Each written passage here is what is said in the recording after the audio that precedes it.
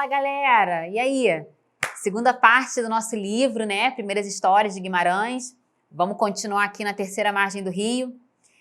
Só fazendo, assim, uma recapitulação, né, do que a gente viu semana passada, né? Semana passada eu apresentei para vocês Guimarães, que dispensa apresentação, mas eu trouxe aqui algumas informações de Guimarães, né? Acredito que vale muito a pena, sim, olhar no site da ABL, né, da Academia Brasileira de Letras. Ele tá lá, ele tem uma cadeira na ABL, mineiro, médico, escritor, diplomata, muita coisa.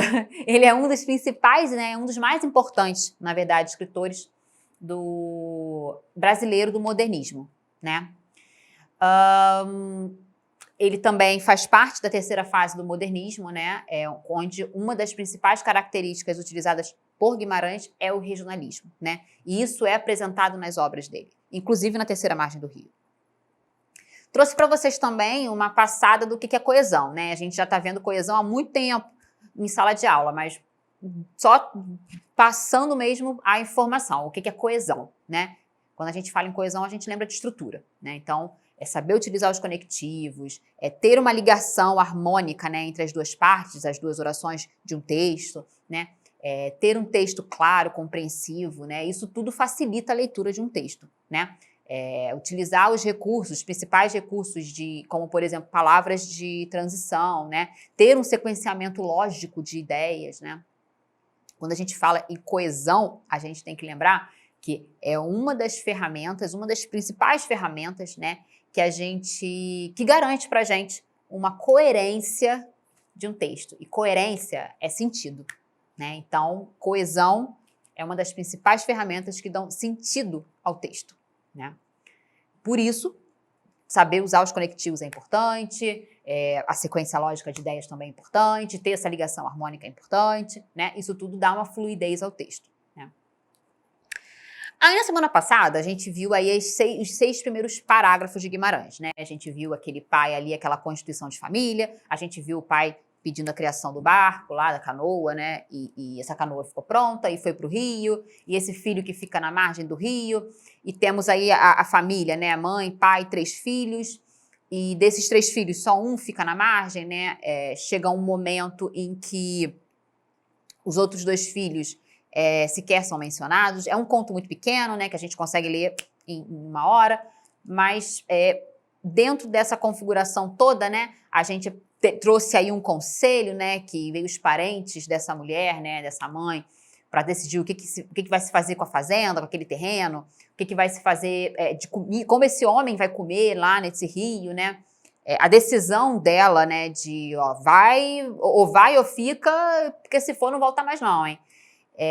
Essa força, né, essa mulher de fibra, que logo depois ela se envergonha, e esse envergonhar não é no sentido de ter vergonha ou sentir vergonha, é no sentido de aceitação, né, dessa decisão do marido em ir para o meio do rio, né, e ele não vai para lugar nenhum, né, a gente conseguiu decifrar aqui pelo menos até o momento que ele não vai para lugar nenhum, ele não pega esse barco, esse navio, perdão, essa canoa e leva para outra margem, ou ele amarra em algum lugar, ou ele não, ele não faz absolutamente nada, ele fica literalmente no meio do rio, né? Ele saiu de um lugar, e foi aquilo que eu falei semana passada, e vai para lugar nenhum, né? Ele saiu de um lugar e foi para lugar nenhum. Eu trouxe aqui também até uma questão, né, do real e a realidade, né? Ele foi realmente, mas foi fazer o quê, né? Então, eu acho que esse real, ele corta, né, um pouco a realidade. É um conceito, né, que eu escutei uma vez, concordei, mas vocês não são obrigados a concordar comigo, né? E aí, chegamos na conclusão, né, no 6º parágrafo, daqueles suprimentos simbólicos, né?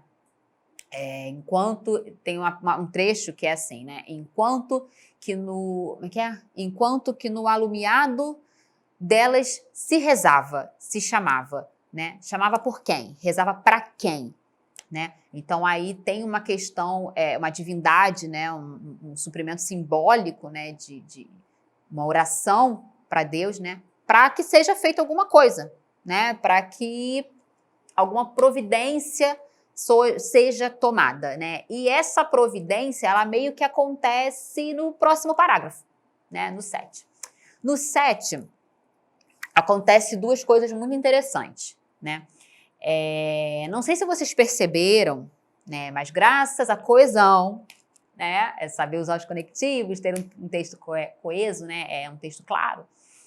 Temos uma palavra ali que eu, pelo menos, nunca escutei. É uma palavra que não existe, né? Que é diluso. O que é diluso?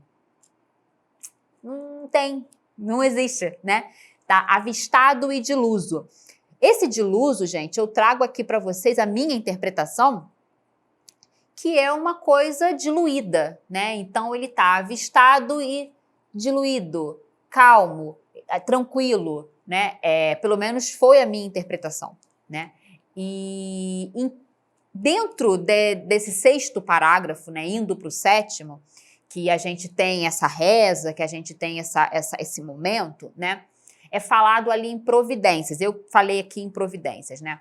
Então, no 7º parágrafo, eu quero perguntar para vocês: em que ordem da vida são tomadas as providências? Né? Porque isso é posto no texto, isso está no texto. É uma questão de a gente ler e interpretar. Semana passada eu falei que tem muita coisa no texto que está posto, né? Mas tem muita coisa subjetiva. E a nossa experiência como leitor vai trazer essas questões subjetivas para a gente, né? Vai piscar no nosso olho, né? É numa piscadela que a gente perde alguma coisa, mas é também na mesma piscadela que a gente percebe. Então, em que momento da vida, né, são tomadas as providências? Né? Então, quando eu falei na semana passada que não é um texto fácil, é um texto difícil, mas que traz muita reflexão, eu volto uma pergunta da semana passada. Quem é você nesse texto? Né? Você é o pai que está no meio do rio? Você é o filho que está com toda essa carga de preocupação e questionamento? Ou você é a mãe que tomou a decisão? Ó, vai, fica, mas não volta mais. Ou não volta, né? E de repente ela tem aquela aceitação. Aonde você está? Ou você está com os outros filhos que sequer estão aparecendo ali na narrativa, na história, né? Temos sim a filha que chora, que se casa, chora no leito do rio, querendo apresentar o neto para o pai, mas e aí, né? Aonde você se encontra nessa história? Por isso que Guimarães ele traz essa reflexão para a gente. Eu acho que a Terceira Margem do Rio é um texto reflexivo, né? Justamente para você se colocar, né? No lugar onde incomoda mais, né? Porque nossa posição, a nossa postura às vezes incomoda nós mesmos. E é difícil a gente enxergar isso. Então, aonde a gente está?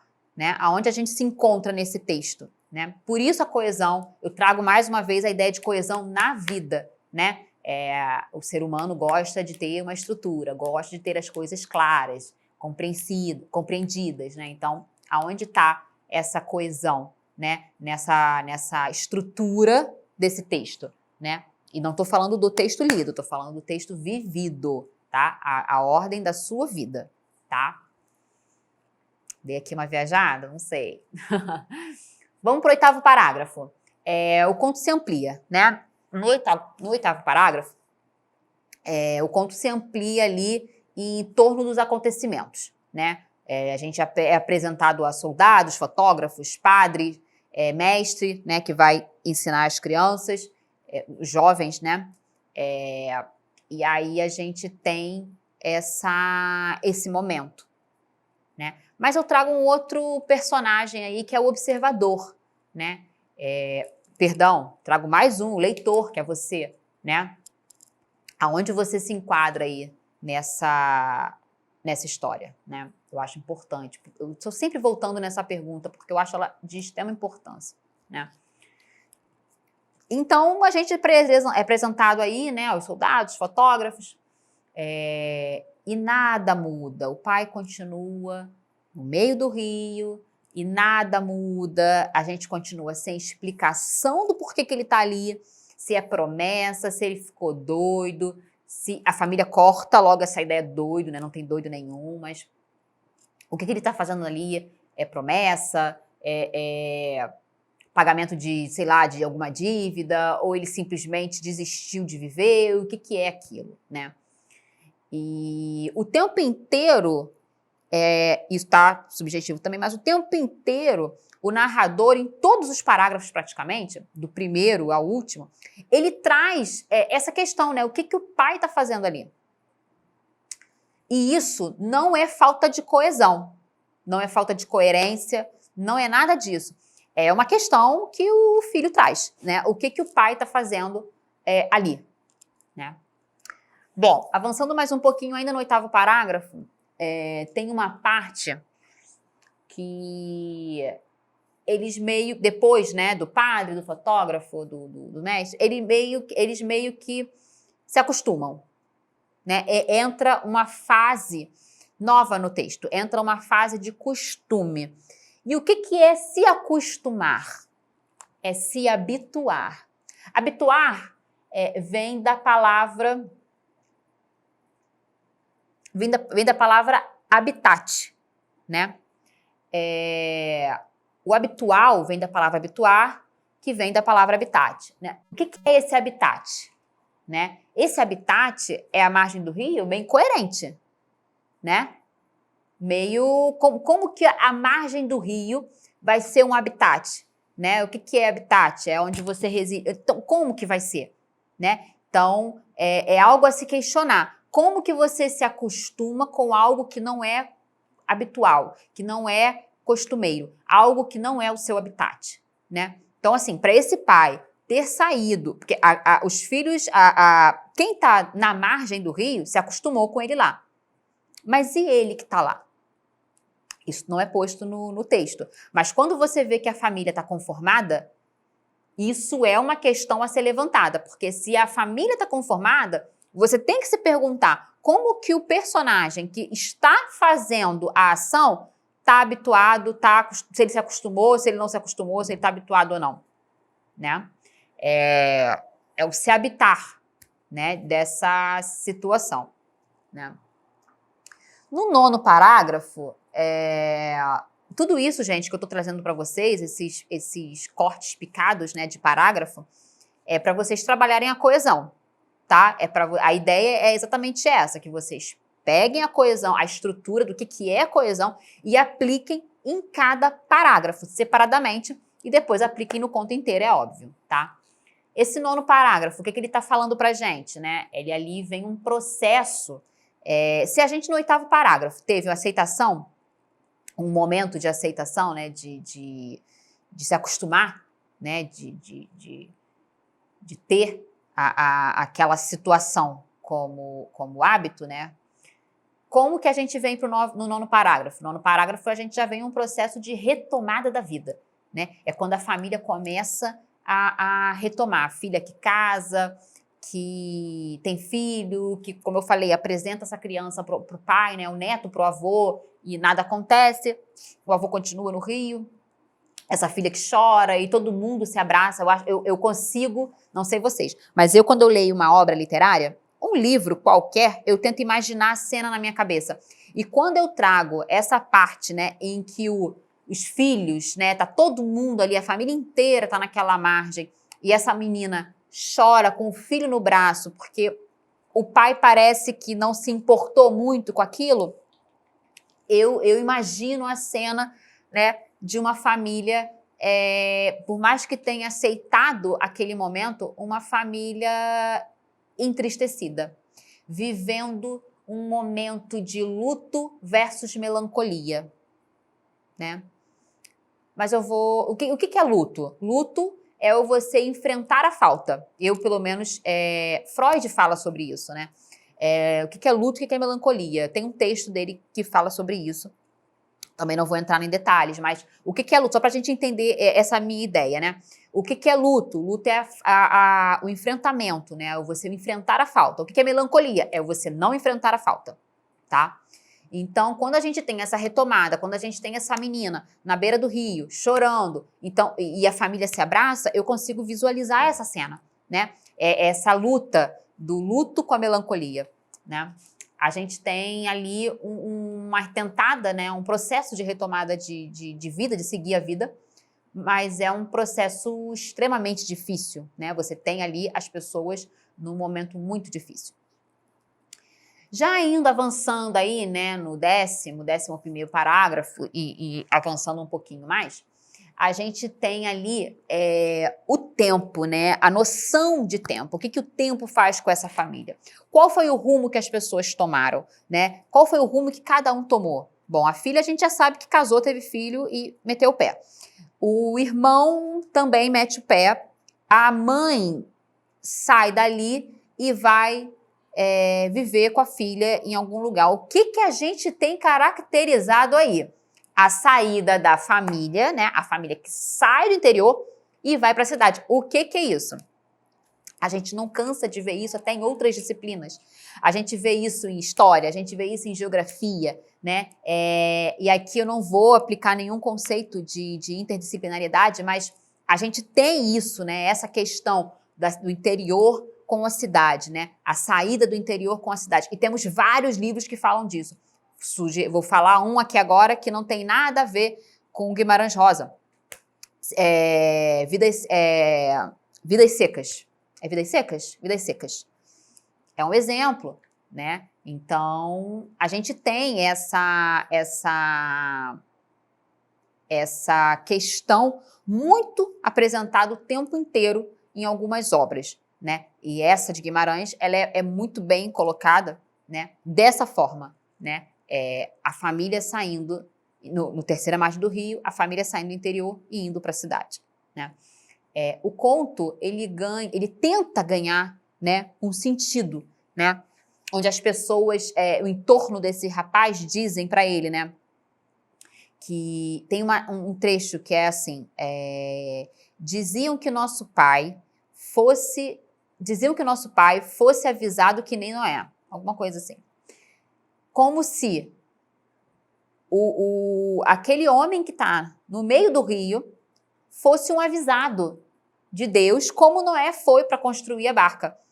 Percebem que ele está puxando um sentido? Então, o que ele está buscando desde o primeiro parágrafo não está se concretizando, mas só está sendo posto ali nesse finalzinho de texto, né? Aonde as pessoas falam para ele, olha, é porque ele deve ser que nem Noé, cara.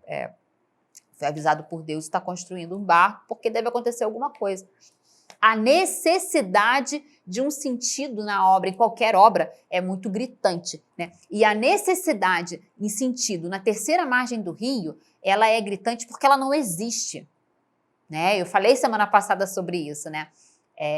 Não, ele não é Noé. Nada acontece.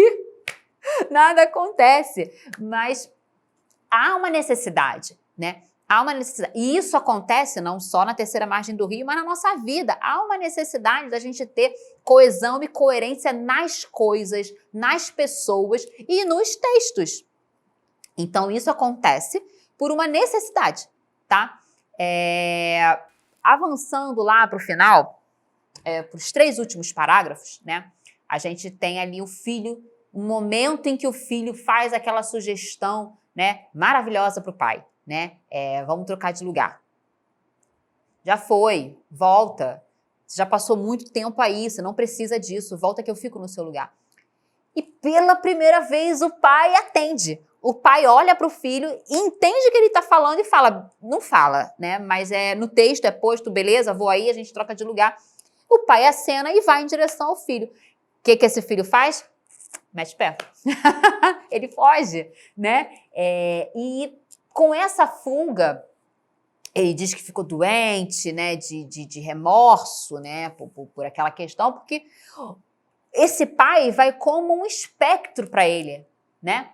Vai como uma sombra para ele, né? Ele foge. E tem um questionamento que ele se faz, que sou homem depois desse falimento? Falimento aí, gente, tá como falha, tá? Depois dessa falha, é algo que ele se questiona, é algo que ele traz para o texto, é algo que ele apresenta como uma questão, né? E a gente não tem a morte de forma explícita nesse texto, né? A gente não tem essa questão, mas a gente tem, né, essa forma subjetiva, né, de dizer, né?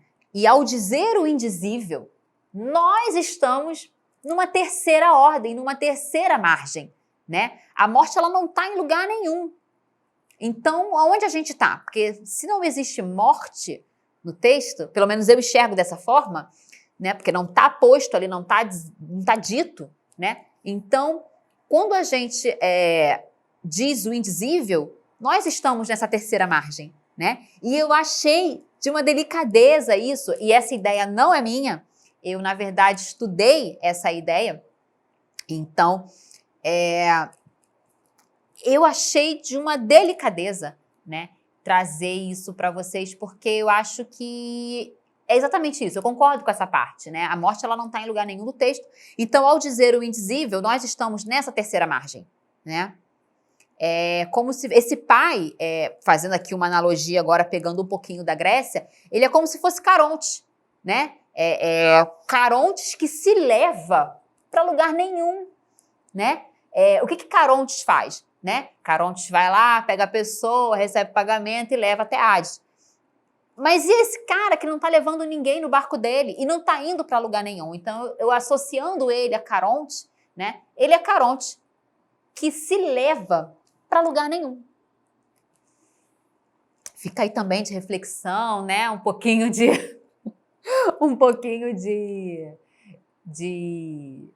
analogia, né? Que a gente pode fazer. E existem outras tantas que a gente pode fazer, né? Mas eu, nesse momento de leitura de Terceira Margem do Rio, eu fiquei com essa, né? Eu lembro que na semana passada eu falei para vocês que a gente tem aí, né? Uma música de Caetano e Milton, né? Que é a Terceira Margem do Rio também, né? E tem uma parte da música que eles falam assim: água da palavra. Aí tem proa da palavra, margem da palavra, casa da palavra, asa da palavra, hora da palavra. Tudo isso para dizer, né? Sobre essa terceira margem do rio, porque a gente tem a água, a gente tem a proa do navio, a água do rio, a proa desse barco, a margem desse rio, a casa de frente para esse rio onde essa família morava, a asa, né, que é onde a família se aloja, né, na asa, cada um se aloja na asa do outro, né, eu acho que família é muito isso, né, um apoiando o outro, um acolhendo o outro. Asa aí para mim traz um momento de acolhimento, né? E a hora que esse pai resolveu ir para o Rio, a hora que essa família decidiu sair daí e ir para a cidade, a hora que essa filha decidiu casar, a hora que esse filho decidiu trocar de lugar com o pai, a hora que ele se arrependeu, a hora da palavra, né? O rio, o texto termina, né, com rio acima, rio à frente, não, rio abaixo, rio acima, rio abaixo, rio adentro. Alguma coisa assim. E é exatamente isso, né? A gente ter essa interpretação, né? Só mostra que a gente está fazendo conexão, né, com o sequenciamento lógico de ideias. Eu espero que vocês tenham gostado. A gente encerra hoje, né, a Terceira Margem do Rio. Semana que vem a gente vai falar de outro texto. Tá lá na plataforma para vocês. E ainda no mesmo livro, tá, gente? Tá tudo em Primeiras Histórias de Guimarães, tá? Trago aqui para vocês a ideia. Eu acho que vale muito a pena, tá? Ler outros contos também dessa obra. Eu acho que Guimarães, ele é uma leitura muito boa, uma leitura muito necessária. E, principalmente, né, a literatura brasileira ou qualquer outra literatura também, traz pra gente muito essa riqueza, né? O que ele de palavras, né? Então, às vezes, a gente sente alguma coisa que não sabe como se expressar. E a literatura traz isso pra gente, né? Eu acho importante a gente ter essa conexão com as palavras, com a literatura. E um texto coeso é fundamental. Como eu falei lá no início, isso facilita a leitura do texto. Ser um texto coeso, né? Você só consegue entender a Terceira Margem do Rio, você só consegue destrinchar os 18 parágrafos, ou 12, ou 16, agora fiquei na dúvida, Você só consegue destrinchar todos esses parágrafos, né, porque é um texto coeso. Por mais que tenha palavras inventadas ali, né, como semana passada eu falei, não, foi qual palavra? Diluso, foi agora que eu falei, estava no 7º parágrafo. Como eu falei, por mais que existam palavras que não existam, né, a gente consegue entender, né, a sequência lógica de ideias. É isso, galera. A gente fica por aqui. Semana que vem a gente se vê. E até lá. Beijo!